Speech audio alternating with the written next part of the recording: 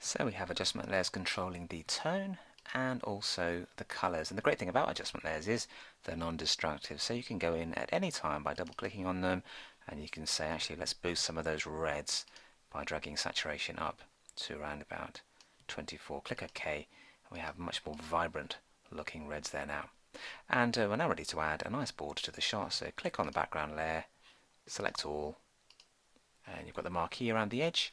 Let's set foreground color to white by clicking here. Then let's go to edit and stroke the outline or the selection with a color.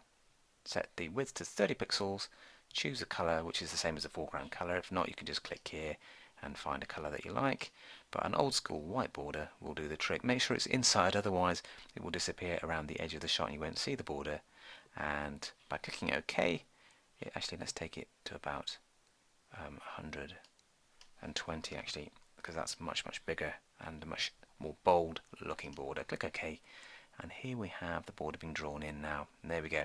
So that gives it a nice frame. It's a nice clean border, so it doesn't draw attention away from the shot, but it does crop it in slightly as well, which does it no harm in this particular case. Control D to deselect the marquee and hit Tab to get rid of the floating windows, and there is our enhanced autumn scene with improved tone and colour.